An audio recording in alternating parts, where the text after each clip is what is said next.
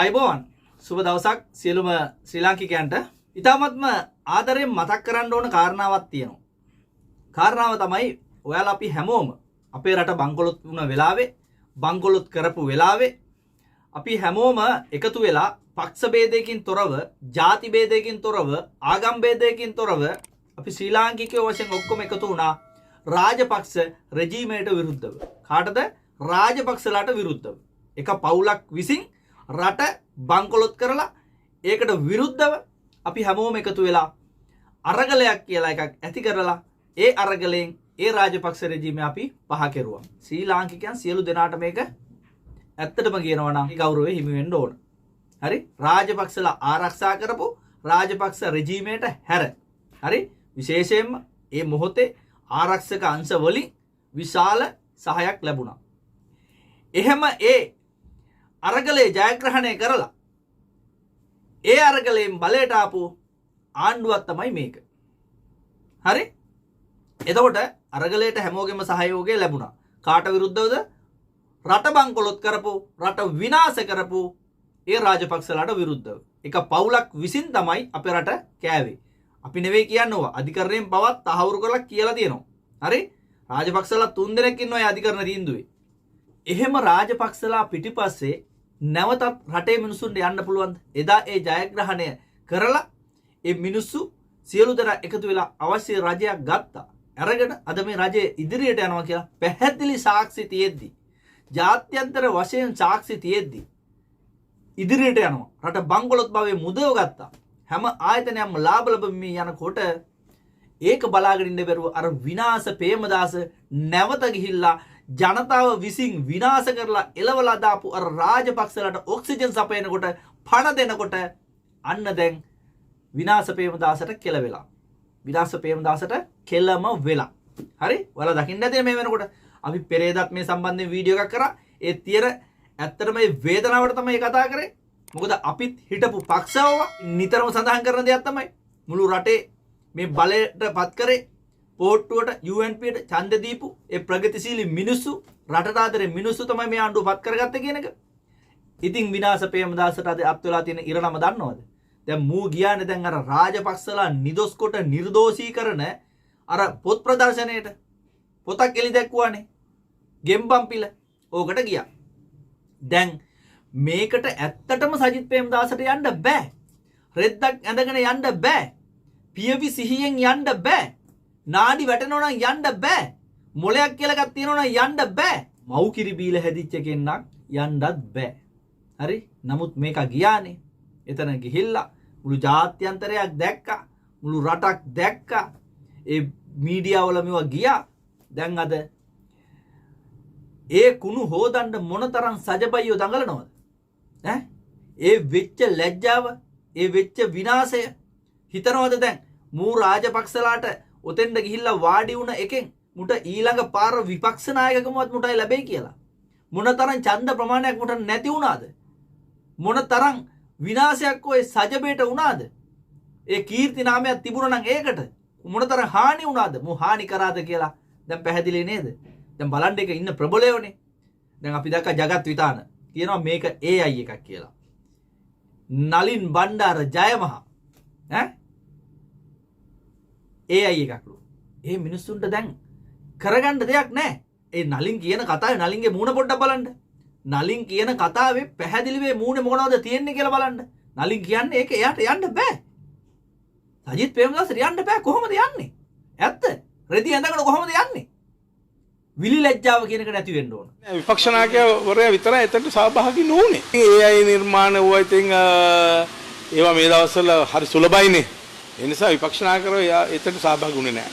මේක මම දැක්කා. ඒක වක්කීමෙන් කියනවා. එතුමාෙන් තමයි අහන්න මං හිතන්නේ එතුමා නෙවෙයි කි. මට පන්නේ AI වලින් එතුමාව දාලාද කොහෙද? එතුමාට යන්න බෑ එතනට. මං විශ්වාස කරන්නේ නැහැ එතුමා කියලා. ඒක වෙන්න බෑනේ. තනියෙන් නෙවෙයි ආවේ. එතුමත් එක්ක එතුමාගේ සමීප උපදේශකෙක් වෙන ලක්ෂ්මන් ෆොන්සේකා මැතිතුමත් පැමිණියා. ආරක්ෂකව මුලින්දම ඇවිල්ලා හිටියා. මම හිතන්නේ එතුමා පැමිණීමට පැයකටත් වඩා කලින් ඉඳන් ආරක්ෂකව ඇවිල්ලා හිටියා. අද මොකක් හරි තමන් අසීරුතාවයටපත් වෙන වීඩියෝවක් ආපු ගමන් කට්ටිය ඇවිල්ලා කියන්නේ මොකද? මම නෙවෙයි. AI වැඩ. ඉතින් එහෙව් එකේ නිසා විපක්ෂ නායකවරයා එතනට සහභාගී වුණේ නැහැ. මේක මම දැක්කා. ඒක වක්කීමෙන් කියනවා. මේ පාස්කු ප්‍රහාරයට වග කිව යුතු මහමොලකරුවන් මම කියනවා මේ රටේ පරීක්ෂණය කරා විසඳන්න බෑ. මේකට ඉන්ටර්නැෂනල් ඉන්වෙස්ටිගේෂන් එකක් අවශ්‍යයි.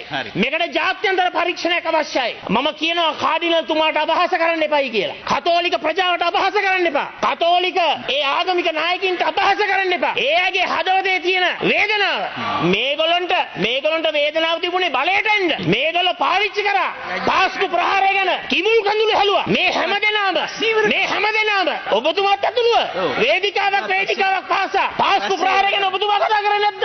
මේගොල්ලෝ කතා කරන්නේ නැද්ද? ඡන්ද ගත්තේ නැද්ද? ඒ නිසා මම කියන්න කැමතියි මේ කාඩිනල් තුමාට කතෝලික ප්‍රජාවටත් කතෝලික අගරද ගුරුතුමන්ලටත් අපහාස කරන්න එපා. වහාම ජාත්‍යන්තර පරීක්ෂණයක් අවශ්‍යයි. පාස්කු ප්‍රහාරය පාවිච්චි කරලා ජනාධිපතිකම් අරගෙන ආණ්ඩු පිහිටවලා ඇමති මණ්ඩල වලට ගිහිල්ලා දැන් කියලා හරියන්නේ නැහැ නේ දෙපැත්තට තුන් පැත්තට බෙදෙන්න එපයි කියලා. පාස්කු ප්‍රහාරය ඇත්ත වශයෙන්ම හරියට ඉන්වෙස්ටිගේට් කරගෙන ආපු ශානි අබේසේකර වල්ලලා හිරගත කරපු තත්ත්වයක් තුල අන්න බය නැතුව බාර දෙන්නකෝ ශානි අබේසේකරට. කාලයක් ජපන් ක්ලාස් කරනවා, කාලයක් ක්‍රිකට් ගහනවා, කාලයක් සබ්මරින් කෝස් කරනවා. එහෙම ඉතින් එක කාලයකට තෙමෙනවා, කාලයකට ඒ දණ්ඩේ යනවා. යෝ මේකා වාගේ විහිළු සපයන විපක්ෂ நாயකෙක් දැකලා තියෙනවද? ඇත්තටම ඉතින් ඔහොම නෑවෙත් නෑ, ඔහොම හැවෙත් නෑ රනිල් වික්‍රමසිංහ ඔච්චර කාල විපක්ෂ නායකකම හිටියට. රනිල් කොහොම හරි ගැට ගහලා අතරමැද ආණ්ඩු කීයක් කැඩුවද, අතරමැද ආණ්ඩු කී පාරක් ඌ ගත්තද? දක්ෂතාවය. මොනවා වුණත් දක්ෂතාවය දක්ෂයා. හරි? මූ ඇත්තටම හිටපු දෙවෙනි බලවේගයනේ. තුන්වෙනි බලවේගයේ බලයට එනවද මුගේ කොන්දක් තිබ්බනම්. ඒකමැති නේද මුගේ චරිත සාහිතිකේ ලියන්න. ඒකමැති නේද මූ දේශපාලනේ අතුගාලා දාන්න. විශ්‍රාම ගන්නවන්න. සජබේ පිටිපස්සේ යන සංගයින්ට අපි කියනවා දැන්වත් ඔයාලා තේරුම් ගන්න. ඔයාලට මේ රජයට සහායක වෙන්න බැරි නම් කරුණා කරලා දේශපාලනේ අතෑරලා ඔය සජිත් ප්‍රේමදාස දිහා බලාගෙන ඉන්න මොකද්ද වෙන්නේ කියලා. කිසිම දෙයක් කරන්න බෑ. ඔකේ තවත් ඉන්නවා හැබැයි කීප දෙනෙක් ඔය නලින් බණ්ඩාරලාට වගේ ඔය ජගත් විතානලාට වගේ මහලේකමුත් මම දැක්කා කියලා තියෙනවා. මහලේකනුත් ඒක ප්‍රවෘත්ති සාකච්ඡාවක් තියලාම කියලා තියෙනවානේ. ඉතින් හිතන්නකො පොඩ්ඩක්. එතකොට දැන් ඒකේ ඇතුළේ දෙදරලා ඉවරයි. දැන් ඕකට ඔය සජබේට එක්සත් ජාතික පක්ෂේනේ ඇත්තටම සජබේ කියලා කියන්නේ වෙන රෙද්දක් නෙවෙයිනේ. ඕක කඩාගෙන ආපු එවුන්නේ ඔය. ඒ වෙලාවේ තලතලා, හරින්ලා, මනුෂලා, රාජිත සේනරත්නලා ඇතුළු ඔය සෙට් එකම රනිල් වික්‍රමසිංහ මැතිවරණ පරාජය වෙනවා බලාගෙන ඉන්න බැරුව එලව ගන්න බැරි නිසා හදාගත්ත ගුබ්බෑයමනේ ඕක. හරි? ඕකේ ඉන්නෙත් UNP කාරයෝම තමයි. වෙන කවුරුත් නෙවෙයි. ඉතින් එතකොට දැන් අද ඔය මිනිස්සුන්ට කැක්කුමක් තියෙන එක්සත් ජාතික පක්ෂය ගැන.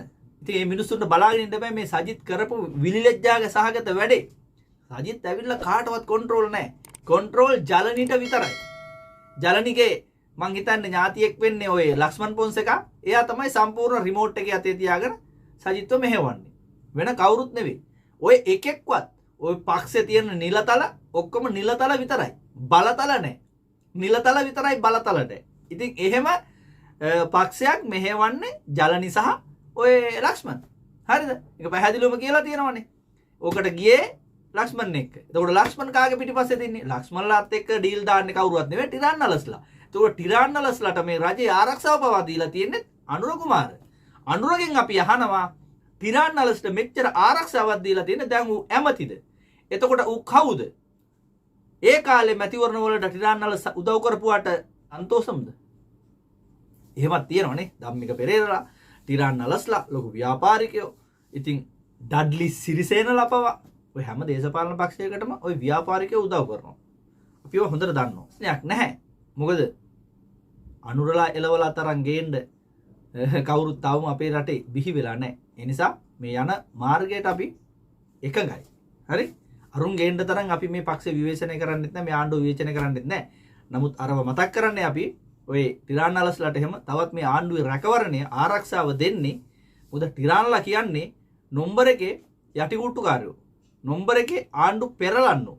ඕකගේ පිටිපස්සේ කවුද? ඒ වගේම එකෙක් නේ අර 100ට එකට බස්සනවා පාර්ලිමේන්තුවේ එකෙක්වත් නැති කරනවා කියපු සේනාධිපති මතක ඇති නේද? ඔය උන් එහෙම හොඳට මුදල් හම්බ කරගෙන ඒ මුදල් ආණ්ඩු හසුරවන්න වැය කරන මිනිස්සු. හරි? එයාලට අවනත ආණ්ඩු හසුරවන්න. රනිල් වික්‍රමසිංහගේ ආණ්ඩුවේ හිටපු පොලිස් ඇමති නේද ඔය? දැන් හර්ෂලා නලින්ලා රෙදි අඳගෙන ඔය පක්ෂේ ඉන්න බෑනේ. ඒක තමයි ප්‍රකාශ කරන්නේ. දැන් පක්ෂය ඇතුලෙන් විරෝධයක් මතුවෙනවා. ඇත්තටම උගත්කමක් නැති සජිත් ප්‍රේමදාසට තාත්තා ජනාධිපති වීමේ සුදුසුකම විතරමයි තියෙන්නේ. ප්‍රේමදාසගේ පුතා වීම විතරයි සුදුසුකම. කිසිම සුදුසුකමක් වෙන්න නැහැ. සජිත් ප්‍රේමදාසට. ඉතින් ඔය පක්ෂේ රැක ගන්න ඕන නම් ඔය විපක්ෂ නායකකම ඔය පක්ෂය ඇතුලේ තියාගන්න ඕන නම් ඔය විනාශ ප්‍රේමදාස පහ කෙරුවේ නැත්තම් ඔය පක්ෂෙන් හෝ ඔය තනතුරෙන් ඔය පක්ෂ නායකත්වය වෙන පුද්ගලයෙකුට දුන්නේ නැත්තම් අඩුම තරමේ මේක සුදුසුව ඉන්නවනේ. ඇත්තටම දැන් රාවයක් තියෙනවනේ දැන් හර්ෂයට ඔක දෙන්න පුළුවන් කියලා. හර්ෂ උගතෙක්. හරි? හර්ෂ උගතෙක්. නමුත් හර්ෂකින් ලබාගෙන තව කොච්චර දුරක් යන්න ඕනද කියන එක වෙනම කාරණාවක්. සජිත් ප්‍රේමදාසට වඩා උගත් සජිත් ප්‍රේමදාසට වඩා දේශපාලන වශයෙන් පරිණත පුද්ගලෙක්. කතා කරොත් යම්කිසි අර්ථයක් හරයක් තියෙන කතාවක් බලාගෙන හරින්න පුළුවන්. මුගේ බලන්න ගන්න පුළුවන්ද කියලා. මූට අනුර කුමාර ආවන විවාදෙට ආවන ගදන් නාලා හාලා එතන රීලා යන්නේ ඌ. ආවෙ නැත්නම් ඒකයි. විවාද කරන්න බෑ. උට විවාද වලට හරියනවා පාසල් ළමයි. එහෙම නැත්නම් උගේ ඔය වටේ ඉන්න සෙට් එක මොකද ඌට ඕන ප්‍රශ්න ටික අහන්නේ. නැත්නම් අර එදා අර හිරු එකේ ලයිව් වැඩසටහනකට කියලා ගිහිල්ලා ලයිව් එක දාලා වගේ පෙන්නවට එක කලින් රෙකෝඩින් කරපු එකක්. මොකද අපි එතකොට චමුදිතත් එක්ක අපි කතා කරා අපි ඒක ඇහුවා. ඒක කලින් රෙකෝඩින් කරපු එකක් ඒ දැම්මේ. මුට එහෙම ඍජු ප්‍රශ්නයක් අහපුවාම ඍජුව උත්තර දීමේ කොන්දක් නැහැ ඔය සජිත් ප්‍රේමදාසට. ලැජ්ජා වෙන්න කියලා අපිට නිතරම කියන්නේ සජවේ පස්සේ යන හැම එකාටම අපි ඒකයි. හරිද? උඹලට ආසාවක් තියෙනවා නම් ආණ්ඩු බලයක් ගන්න. හරිද? උඹලා ටිකක් හරි බලාපොරොත්තුවක් තියෙනවා නම් ආණ්ඩු බලයක් අරගෙන වැලි පර්මිට් එකක් ගන්න. උඹලට නැවත ගල් වලක් හරි අරගෙන ඒක කරන්න. හරිද? උඹලට මොනවා හරි ටෙන්ඩර් එකක් හරි දාගෙන කරන්න. උඹලට වාහන පර්මිට් එකක් හරි ගන්න. එහෙම නැත්නම් උඹලට බාර් පර්මිට් එකක් හරි අරගෙන නැවතේ ජාවාරම් කරගෙන යන්න. උඹලට ආසාවක් තියෙනවා නම් ඔය සජිත් එක්ක නම් ගිහිල්ලා ඒව කරගන්න බෑ. මොකද ඔය UNP එකේ ඉන්නේ බහුතරයක් මොනවා හරි වරප්‍රසාද බලාගෙන දේශපාලනය කරපු එවුන් සහ කරන එවුන්. එහෙමනම් අපිටත් ඒක බලපානවනේ. ඔව්. අපි පක්ෂ වෙනුවෙන් කැප වෙලා වැඩ කරපුවා අපි අරගෙනත් නැහැ, ගන්නෙත් නැහැ, ගන්න බලාපොරොත්තුකුත් නැහැ. මේ රජෙනුත් එහෙමයි. අපි හැමදාම මහන්සි වෙලා හම්බ කරපු මිනිස්සු. බහුතරයක් ඕකේ ඉන්නේ බලාපොරොත්තුවක් තියාගෙන මොනවා හරි වරප්‍රසාදයක් ලබා ගන්න හිතේ තියාගෙන තමයි ඔය එක්සත් ජාතික පක්ෂයත් පොහොට්ටුවත් ඔය රජබෙත් එක්ක දේශපාලනය කරන්නේ. ඕනම එකෙක් අහන්නේ වැතිවරණයකට කතා කරොත් උදව් කරන්න කියලා. අපිට මොනවද ලැබෙන්නේ? අපිට මොනවද හම්බෙන්නේ? බලපියවකෝ අඩුම තරම මේ අපිට මේ ඇත්තටම මේ අපි ආඩම්බර වෙන්නේ ඒකයි මේ මිනිස්සුන්ට අපි මෙහෙම හරි අපි කඩේ යනවා කියන එක ගැන. මේ මාලිමාවට කඩේ ගියපු එකෙකුට අඩුම තරමේ ට්‍රාන්ස්ෆර් එකක් ගන්න මොන තරම් අමාරුද කියලා බලපල්ලකෝ. ඒ වැඩ කරපු එකෙක්ගේ පවුල් එකෙකුට හරි උන්ට දන්නවද? එහෙමයි. මම දන්න මිත්‍රයෙක් ඉන්නවා එදා ඉඳන්ම JVP. හරිද? එදා ඉඳන්ම JVP මිනිහාගේ පවුලට ට්‍රාන්ස්ෆර් එකක් ගන්න ගියපුවාම ගාල්ලේ ඉඳන් කුරුණෑගලට මිනිහා කියනවා ගාල්ල තියෙන්නේ ලංකාවේ නේද කියලා හොය ඇමතිවරයා. අදාළ ඇමතිවරයා. ඔන්න ඔහම මේ පක්ෂේ විනය. දන්නවද? අපි ආඩම්බර වෙන්න ඕන. අපිට එහෙම නෙවෙයි ඒ කාලේ. අපිට OIC ලා මාරු කරන්න ඕන නම් අපි ඇමතිට කියනවා වැඩේ කරගන්නවා. අපිට යම්කිසි නිලධාරියෙක් මාරු කරන්න ඕන නම් අපි ඇමතිට කියනවා වැඩේ කරගන්නවා. කාට හරි තර්ජනය කරන්න ඕන නම් ඇමතිට කියලා අපි කෝල් කරනවා. ඒ කාලේ අපි එහෙමයි. හරි? ඒ කාලේව කරා. ඒ ඉතින් ඒක ඇවිල්ලා ඔය එක්සත් ජාතික පස්සේ සාජබේ ඔය පොහොට්ටුවේ ගොඩක් මේක තියෙනවා. අපි ඒව එහෙමයි පාලනය කරා. දැන් මේ ආණ්ඩුව එහෙම දෙයක් කියපල්ලකෝ. දැන් උඹලා දැක්ක නේද? අර වටගල පොලිසියේ අර අත්අඩංගුවට ගැනීමක් සම්බන්ධයෙන් යම්කිසි ප්‍රකාශයක් කරනවා. ඒකේ ඇත්ත පස්සේ හෙළි වුණා නේද? ඇත්ත පස්සේ හෙළි වුණා. යම්කිසි කෙනෙක් අත්අඩංගුවට ගත්ත සිද්ධියකට න්යාය චෝදනා කරන්නේ. ඒ අරගෙන තියෙන්නේ බොරු කාන්තාවක්. යම්කිසි පොඩි ප්‍රමාණයක් දාලා අරගෙන අවසානයේට පහුවදා ගත්තනේ හරි කාන්තාව. හරියට ඒ බඩුත් එක්කම. මොකද එතන ඩීල් එකක් ගිහලා තියෙන්නේ. ඒ නිසා තමයි මේ පොලිසියේ ස්ථානාධිපති යන්න අයින් කරා. හරිද? සමහරට මම දැක්ක වැඩ තහනම් කරලා තියෙනවද කියලා. ඒ වගේ දේවල් ඔය වටගලට නෙවෙයි මොන ගලටවත්. හරිද? මේ ආණ්ඩුවේ අනුර කුමාරලත් එක්ක මේ හිතන තරම් ලේසි නෑ. සමහරට ගහගෙන යන වැති ගේම් හිතන තරම් ලේසි නෑ. අපි දන්නවා ඔය පොලිසියේ ඉන්න තවමත් බහුතරයක් නිලධාරි රාජපක්ෂලාගේ උන් කියන්න අපි දන්නවා. මහින්දලට කඩේ යන්න කියන්න දන්නවා. රනිල්ලට කඩේ යන්න කියන්න දන්නවා. මේ ආණ්ඩුව අපහසුතාවයට පත් වෙන තීරණ ගන්නවා කියන්න අපි දන්නවා. එයාලා බලාගෙන ඉන්නේ යම්කිසි නීතියක් හදනකම් යම්කිසි නීතියක් ගේනකම් මේ ආණ්ඩුව අපහසුතාවයට පත් කරන්නේ කොහොමද කියලා.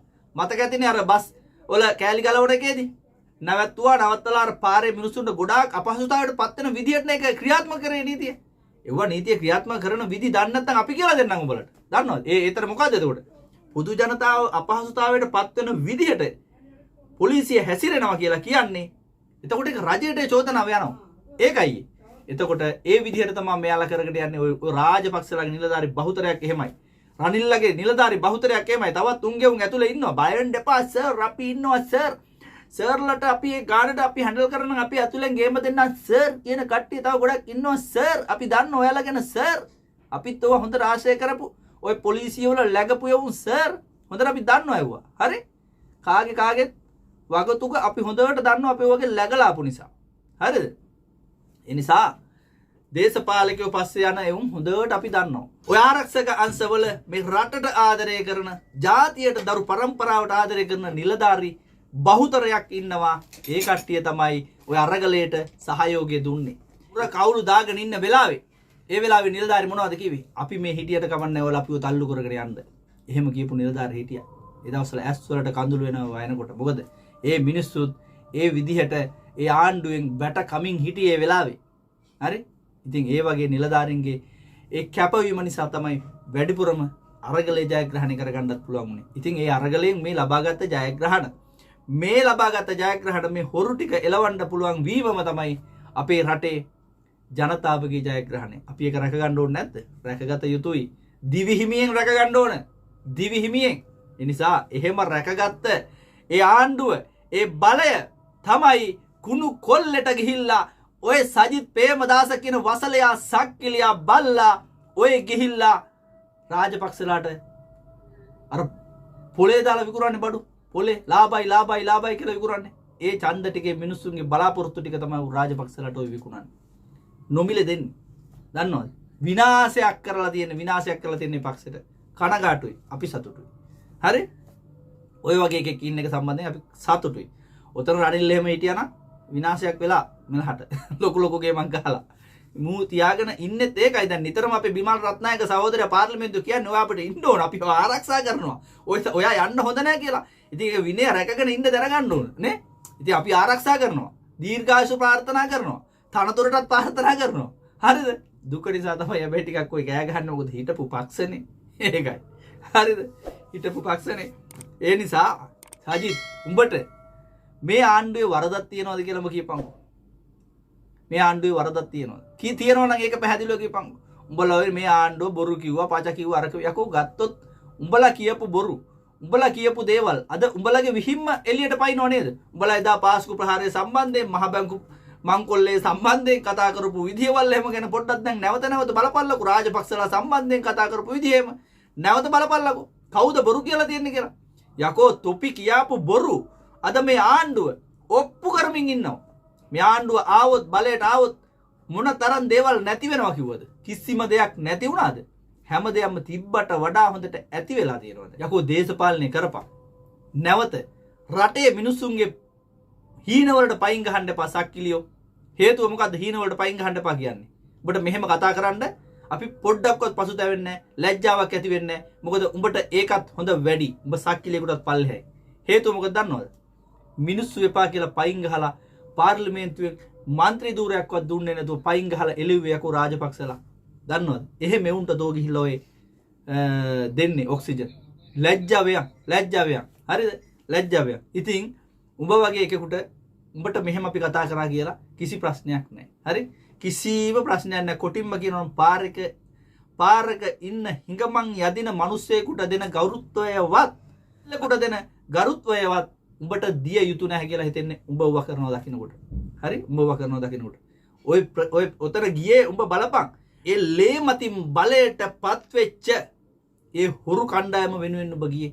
මේ මොහොතේ ඊටාම සාර්ථකව ඊටාමත්ම විනිවිද පේන ආකාරයට මේ කරගෙන යන මේ වැඩපිළිවෙල පස්සට අද්දන්න, ඒක වෙනත් පැත්තකට යොමු කරන්න, ජනතාවගේ මනස තුල යම්කිසි වෙනත් බලාපොරොත්තු ගොඩනගවන්න, උන් විසිල් ලියපු පොතක් එලි දක්වන්න තැනට තෝ ගිහිල්ලා කරගත්ත හානිය බලපියකෝ. රෙදි ඇඳගෙනද බං උඹ ගියේ? ඔය හැම එකම AI කියලා කියනවා. අපට අහන්න තියෙන උඹ රෙදි ඇඳගෙනද ගියේ කියලා. උඹ ඇත්තටම නාඩි වැටෙන්නේ නැති, කිසිම නාඩි වැටෙන්නේ නැති, ලේගමන් කරන්නේ නැති, මොලයක් නැති, ස්නායු පද්ධතියක් නැති, ඇත්තටම උඹ AI එකෙක් තමයි. සමහර විට ඒක දන්න නිසාම තමයි නලින් බණ්ඩාර අර වගේ ප්‍රකාශයක් කරන්නේ. හොඳයි. අපිට කියන්න තියෙන එච්චරයි. අපිට කියන්න තියෙන එච්චරයි. මේ කතා කරන්නේ ඇත්තටම කියනවා නම් විශාල පක්ෂයක් දෙකට කඩලා ඒක විනාශ කරලා හදව ගත්ත අටුව කටලා පුටුවක් ඒ පුටුවත් නැත්තටම නැති කරපු විනාශ ප්‍රේමදාස උඹ හැඳි ගෑවිලාම යන්න ඕන දේශපාලන වශයෙන් අර දුවත් එක්ක අර මේ කැලේට ගිහිල්ලා යාලට ගිහිල්ලා පවුලත් එක්ක ලක්ෂ්මන් පොස් එකටත් කියන් ඔය පැත්තක ඉඳන් මේ මයික් එකක් හරි අල්ලගෙන ඉන්න කියලා උඹලා ගිහිල්ලා අර කැලේට ගිහිල්ලා ඔය කොටින්ගේ අලින්ගේ ෆොටෝ එකක හිටපන් උඹට හරියන්නේ ඒක උඹ දේශපාලනට හරියන්නේ නැහැ බං දේශපාලනේ කරන්න තරම් උඹට සිහි බුද්ධියකුත් නැහැ පෞරුෂයකුත් නැහැ හරි පෞරුෂයකුත් නැහැ හරිද උඹට ඕනම නම් බලන්න මේ වීඩියෝ තියෙනවනේ මේ වීඩියෝ දැන් ඔය ඕන තරම් විනාශ ප්‍රේමදාසගේ ගොබිලෝ බලන වැතිනේ අපට මේ පුංචි මිනිස්සු වෙච්ච අපට මොන තරම් මිනිස්සු අපට ආශිර්වාද කරනවද කියලා බලපන් තොට ආශිර්වාද කරනවද කියලා බලපන් හරිද ඒකයි මං කියලා කියන්නේ ඒකයි කියන්නේ මිනිස්සුන්ගේ හිතවල ජීවත් වෙන්න පුරුදු වෙයන් බලය වෙනුවෙන් හැම මගුලක්ම හැම නොහොඹිනා වැඩක්ම කරන්න එපා සක්කිලියෝ හරි අවංකවම කියන්නේ උඹ වගේ එකෙකුට කතිර ගහලා නැහැ වැඩ කරලා තියෙනවා මං ආඩම්බර වෙනවා සතුටු වෙනවා උඹ වගේ කුට ඡන්දයක්වත් දුන්නේ නැති එක ගැන හරි ඡන්දයක්වත් දුන්නේ නැති එක ගැන ඒ මූට ඡන්ද දීලා තියෙන එවුන් ඉන්නවනම් ඒක වරද නිවැරදි කරගන්න පුළුවන් ඉදිරි මැතිවරණ වර්ධි මාලිමාවට ඡන්ද දීලා හරි එහෙම නැත්තම් නිශ්ශබ්ද වෙලා ඉතලා ජනාධිපතිවරණයේදී මූට ඡන්දේ දුන්න ආපහු මහමැතිවරණ වෙනකොට මම විශාල ඡන්ද ප්‍රමාණයක් මාලිමාවට හරවපු පුද්ගලයෙක් හරි මොකද අපේ පවුල් වල වුණොත් බහුතරයක් මුන්ව ඔළුවේ තියාගෙන මේ වන්දරමාන කරපු මිනිස්සු මාත් එහෙම එකක් තව ඒව අපි දැන් නිවැරදි කරගෙන තියෙනවා හරි අපිට වෙන්න ඕන රට විනාශ කරපු රටට පිළිකාවක් වෙච්ච හරි රට බංකොලොත් කරපු ඔය රාජපක්ෂ කියන හොරු නැවත අපේ රටේ රජ වෙනව බලාගෙන ඉන්න දෙන්න එපා කිසි කෙනෙක් දෙන්නත් බෑ ඒක ඒ වගේ පෞල් සංස්ථාවකට නැවත බලය ලබා දෙන්න තියා හිතන්නවත් බෑ හිතන්නවත් එපා. ඉතින් අපි ආදරණීය සහෝදර සහෝදරියන්ගෙන් අපි ඉල්ලන්නේ අන්න ඒකයි. මේ දේවල් හැමෝම දැනුවත් කරන්න. ඔයාලගේ ආදරණීය පෞල් වල ඉන්න මිනිස්සු යාළුවෝ දැනුවත් කරන්න. රටකට හොඳ දේශපාලන පක්ෂයක් හොඳ දේශපාලනයක් තියෙන්න ඕන. හරි? තියෙන්න ඕන. එහෙම නැතුව අපිට මේ මාර්ගය හදාගන්න බෑ. අපි හැමදේම හදාගන්න නම් දේශපාලනේ හරහා ගිහින් තමයි හැමදේම කරගන්න ඕන. ඒකට අපි දේශපාලන වශයෙන් හොඳ පුද්ගලයෝ පත් කරගන්න ඕන. අන්න ඒ මෙහෙයුම දියත් කරන්න ඕන රටේ ජනතාව විසින්. හරි? හිටපු උන්ට වැඩිය හොඳයිනේ මේ මිනිස්සු. හිටපු උන්ට ගොඩාක් හොඳයි. අපි එතකොටයි නැවත ගේන්න ඕන මේ මිනිස්සුන්ට වැඩිය හොඳ කණ්ඩායමක්. අපි එහෙම ලැබුණොත් ඉතින් මාරු වෙලා රට වෙනුවෙන් අපි ඉදිරිපත් වෙලා වැඩ කරමු. එහෙමනම් ඔයාලගේ හැමෝම මේ දේවල් දැනුවත් කරන්න. හැමෝටම මේ දේවල් ෂෙයා කරන්න. අපි කතා කරන දේවල් සත්‍යයි කියලා හිතෙනවනම් ඇත්ත කියලා හිතෙනවනම් ඔයාලට නැවතම බලන්න කියලා හිතෙනවනම් විතරක් අපේ channel subscribe කරන්න අපිවත් ධෛර්යමත් කරන්න. හොඳයි එහෙනම් නරඹුවාට බොහොම ස්තුතියි.